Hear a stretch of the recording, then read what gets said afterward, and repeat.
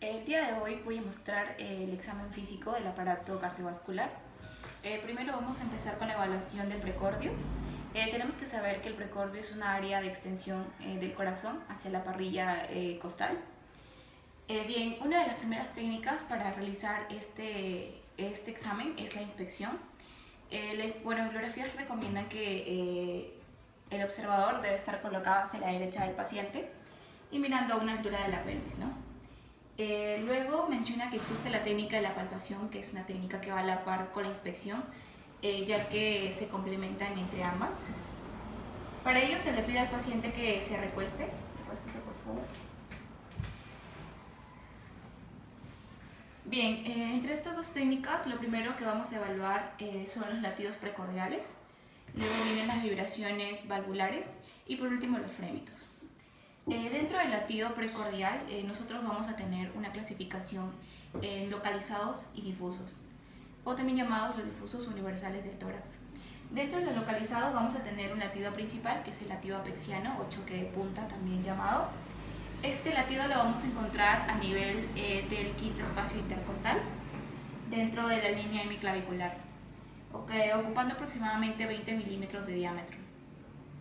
Este latido es recomendable encontrarlo en personas de 25 a 45 años. Es anormal que no se presente dentro de los 20 años o personas que tienen menor a 20 años. Y pues este latido deja de ser percibido cuando las personas superan los 40 años. Primero tenemos que ubicar el quinto espacio intercostal y con nuestra mano, con toda la palma de nuestra mano, tratar de localizarlo, ¿no? Si en caso de que no se percibiera de manera adecuada, es recomendable un cambio de posición de cúbito dorsal a un cambio de cúbito lateral izquierdo, todo también llamada posición de Pachón.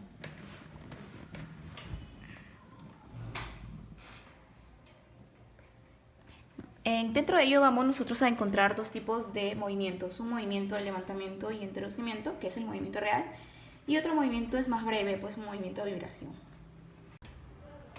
Dentro de este latido vamos a encontrar modificaciones. Una de las modificaciones más importantes es la intensidad, que va a estar asociada a ciertos tipos de patologías, ¿no? Como tenemos la hipertrofia ventricular izquierda. En ella vamos a encontrar nosotros un golpe o una técnica, que es la técnica o el golpe en cúpula de Barr, que indica que la intensidad con la que se palpa o con la que se golpea es similar a la bola de un billar, ¿no? Que golpea la mano al momento de palpar. Otra modificación es la duración. Este va a depender si es breve o si es prolongado. Si es prolongado, está asociado cuando hay una obstrucción en la inyección sistólica. Por ejemplo, tenemos a un tipo de estenosis valvular aórtica. Y pues este es más breve cuando nos encontramos con una reducción del gasto sistólico, como por ejemplo en los shocks cardiogénicos, ¿no? El último, que es el desplazamiento. En ella, por ejemplo, va a estar siempre asociado a patologías pulmonares o respiratorias.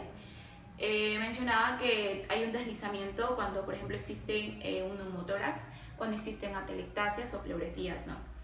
Y también, esto más que todo deslizaba hacia la izquierda y hacia afuera. Existe otro tipo de latido localizado, que es el latido paraesternal izquierdo, pero esto no siempre va a indicar o va a asemejar a un estado normal, sino va a estar relacionado también a patologías. Este latido lo vamos a encontrar a nivel del cuarto y quinto espacio intercostal. Y pues la técnica, más que todo va a indicar la expresión sistólica que existe en un ventrículo derecho dilatado. Y la técnica para este tipo de latido es la técnica maniobra de la mano en el talón de Drexler. Y pues existe también un tercer latido localizado que va a irradiar un latido de la actividad pulsátil de la arteria pulmonar, que lo encontramos entre el tercer y cuarto espacio intercostal. Bien. Ahora vamos a ubicar el cuarto espacio intercostal y con nuestra mano vamos a hacer un tipo de presión.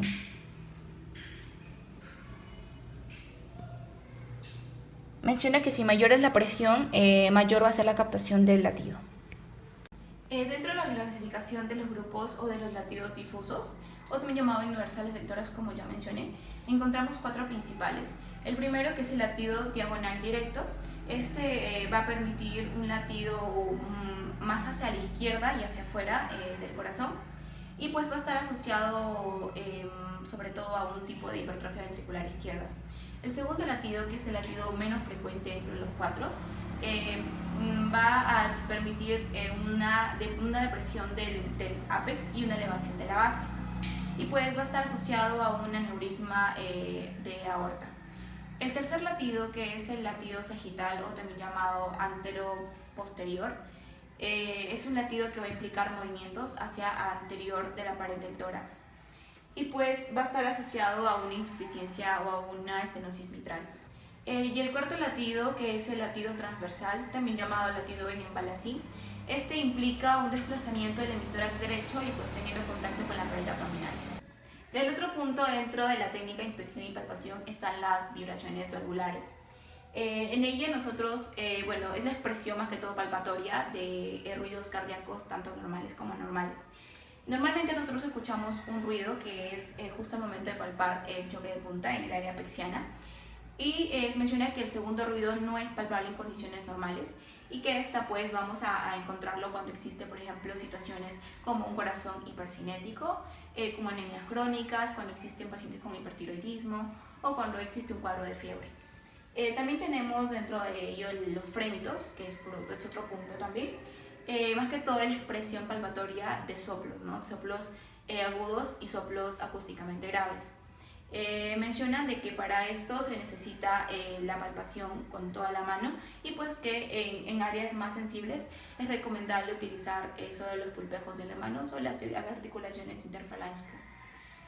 Cuando el soplo es mucho más intenso es prácticamente palpable, pero nosotros utilizamos las manos nada más para calcular o para encontrar soplos de baja intensidad.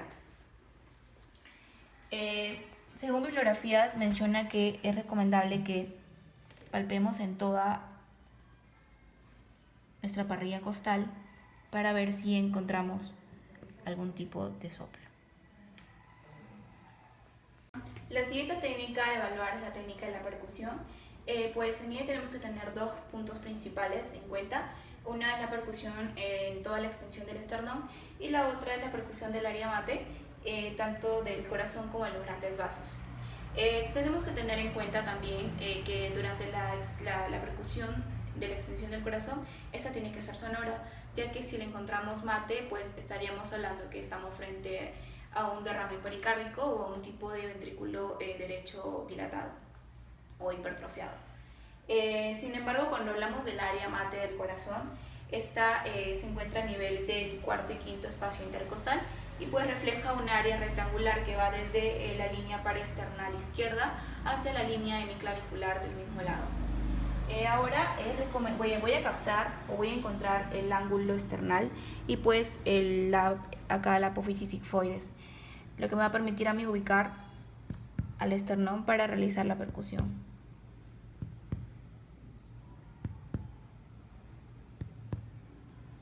Ahora, cuando hablaba de la línea hemiclavicular izquierda, la línea paraesternal izquierda hasta la línea hemiclavicular del mismo lado, pues ese es el área mate. Y también es recomendable tratar de realizar una pequeña percusión en todo alrededor de dicha área, ¿no? Para ello voy a requerir de un instrumento, el principal, que es el estetoscopio. Menciona que esta técnica es muy útil debido a que nos va a permitir nosotros determinar cierto tipo de diagnósticos, por ejemplo de valvulopatías, ¿no? Tenemos, por ejemplo, valvulopatías aórticas, valvulopatías mitrales o tricuspías o pulmonares, pero con mayor frecuencia la valvulopatía aórtica y mitral. Bien, para empezar esta técnica voy a mencionar que debemos reconocer los primeros 4 focos pulmonares. El primero, que es el foco mitral, que se encuentra a nivel del quinto espacio intercostal. Después tenemos el foco aórtico, el foco pulmonar, que lo encontramos a nivel del segundo espacio intercostal, pero del lado izquierdo. El foco aórtico vamos a encontrarlo a nivel del segundo espacio intercostal, pero del lado derecho, por el reborde de toda la extensión del esternón. Y también, por último, tenemos al foco tricuspidio, que este se va a encontrar a nivel del ángulo sifoideo, por no decir en la apófisis sifoides, únicamente a nivel de la línea paraesternal izquierda del cuarto espacio intercostal.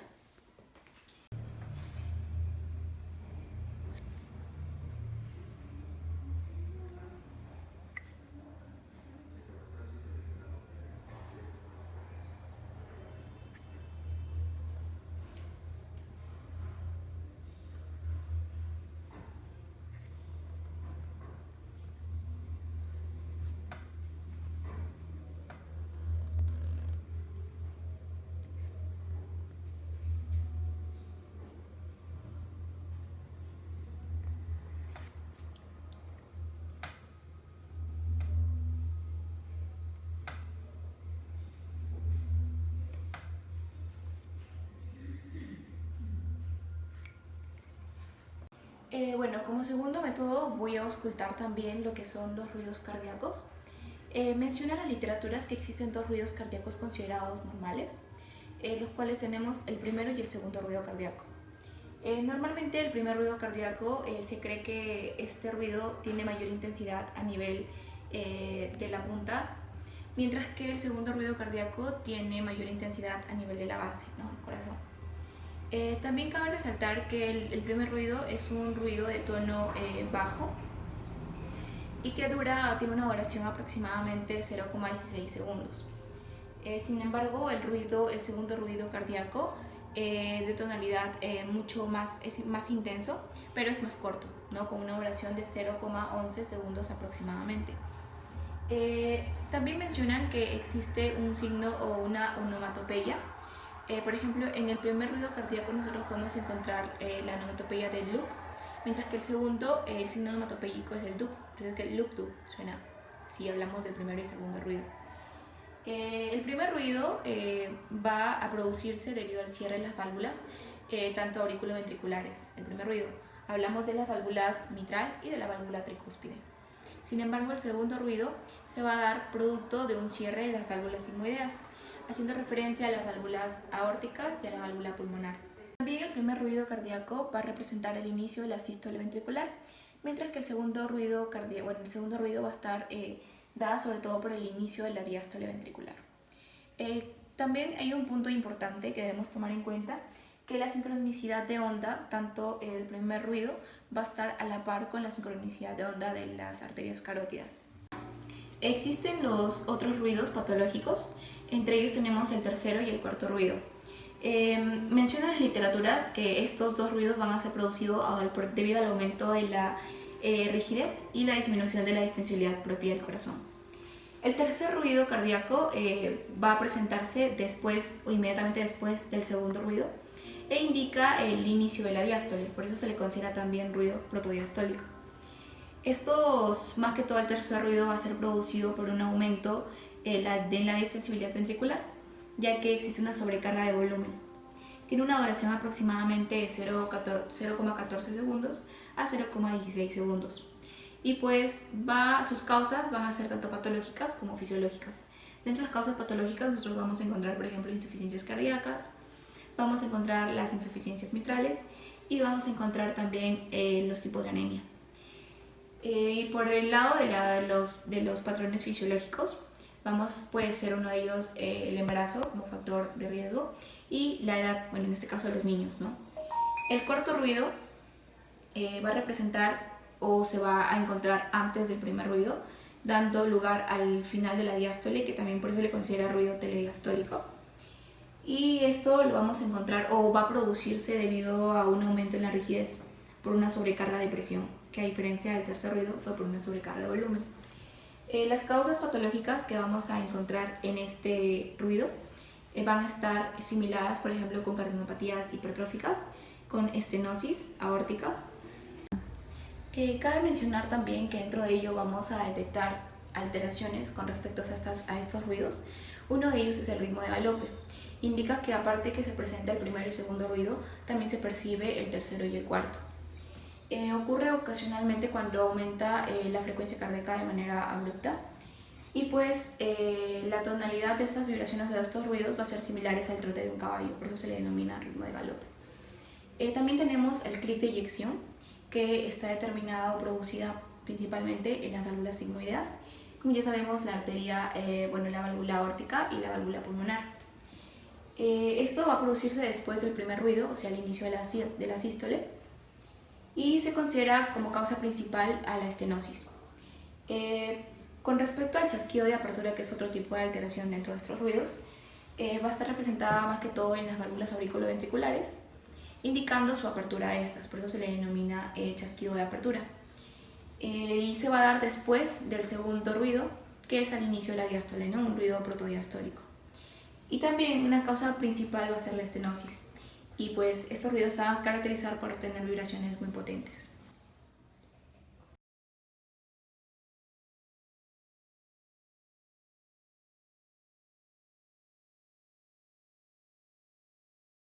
Voy a seguir con la prueba del aparato vascular periférico, Primero me voy a enfocar sobre la toma de pulso y la presión arterial. Bien, sabemos que dentro de la toma de pulso nosotros tenemos distintos lugares en nuestro cuerpo donde podemos captar pulso. Uno de ellos es la arteria carótida, pues que se va a encontrar en la región anterior del músculo esternocleidomastoideo. Y pues vamos a tener dos, ¿no? Tanto el lado derecho como izquierdo. También vamos a encontrar una arteria braquial, que lo vamos a encontrar a nivel del pliegue del codo. Existe otro tipo de arteria, que es la arteria radial, que lo vamos a encontrar en la parte externa de ambos antebrazos, exactamente en la corredera radial. Existe una arteria femoral, existe una arteria poplitea y también una arteria pedia, como también tibial. La arteria femoral lo vamos a encontrar debajo del ligamento inguinal. También existe una arteria poplitea, que pues es recomendable que el observador tome sus 4 dedos y los coloque debajo de la articulación de la rodilla y los dedos pulgares encima, ¿no? Ejerciendo una pequeña presión para captarla. También existe la arteria tibial posterior, que esto lo vamos a encontrar justo debajo o por dentro de los malleolos internos de ambos tobillos. Y existe la arteria pedia, ¿no? Que esto lo vamos a encontrar justo medial al tendón extensor del artejo mayor, que en este caso es el dedo gordo. Bien, para realizar la exploración de la arteria o del pulso arterial, voy a tomar yo la arteria radial, pues como ya mencioné, este se encuentra justo en la parte exterior de ambas muñecas, justamente en la corredera radial. Ahora el inspector va a utilizar sus 3 dedos, ya que el índice es un dedo principal para captar a la arteria y el dedo anular o mediano, con esto nosotros vamos a palpar la oscilación de ondas que emite esto, ¿no? Cabe recalcar también que este pulso tiene muchas características. Una de ellas es la frecuencia, ya que normalmente o en un adulto normal de edad regular vamos a encontrar que el rango va a estar entre los 60 a 100 pulsos por minuto, pues, ¿no? Va a variar cuando se trata de mujeres embarazadas, cuando se trata de niños, cuando se trata de personas adultos mayores o cuando una persona llega a hacer ejercicio. Ahora voy a palpar.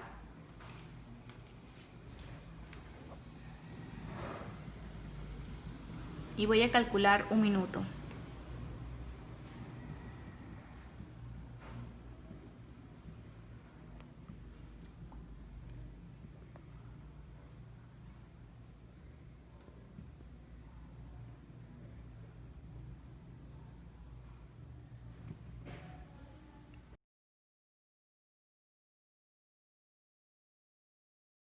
Dentro de las pruebas arteriales, que también pueden significar un tipo o un cuadro patológico, tenemos que reconocer la prueba de llenado capilar. Por favor, puedes sentarte.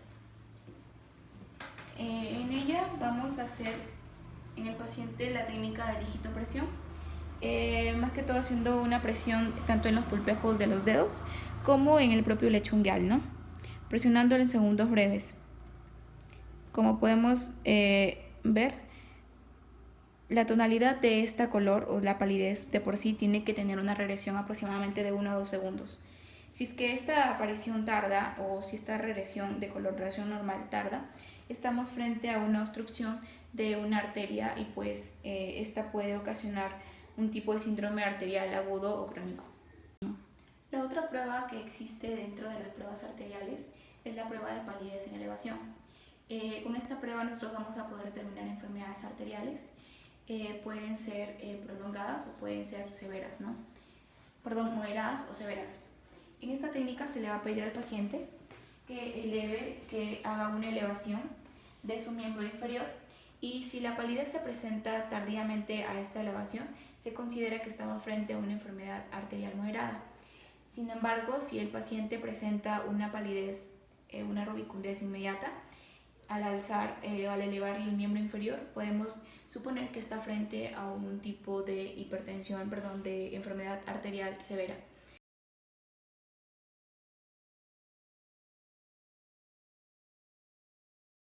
Ahora voy a pasar a la exploración del pulso y la presión venosa.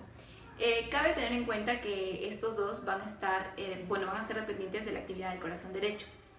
Se le pide al paciente también que se coloque a una posición de 30 a 40 grados a la horizontal Es por ello que yo he colocado acá una pequeña almohada. Y esta técnica más que todo es para visualizar el pulso, ¿no? A diferencia de la presión del pulso arterial, este de acá es visible pero no es palpable. Ok, ahora voy a pedirle al paciente que mueva su cabeza hacia un poco a la izquierda. Y vamos a ver las oscilaciones en la parte inferior de la vena yugular. Para la evaluación del pulso venoso voy a aplicar la técnica de Lewis, que implica que también el paciente se encuentre en un ángulo de 30 a 40 grados a la horizontal, justo en la dirección de la pelvis. Y bien, acá voy a, más que todo, encontrar lo que es la apófisis de Lewis, ¿no? Y a partir de allí se va a trazar una línea imaginaria que traspasa el cuello. Y pues la presión venosa más que todo va a estar medido en centímetros de agua, que a diferencia de la presión arterial fue medido en milímetros de mercurio. Ok, vamos a ubicar acá, como ya mencioné, la apófisis de Lewis y vamos a trazar una línea imaginaria que traspase el cuello. Y con ello vamos a evaluar desde el eje flebostático hasta la represión yugular, que vamos a encontrarlo justo en la parte inferior de la vena yugular. Y esa presión tiene que tener un rango de 8 a 12 centímetros de agua.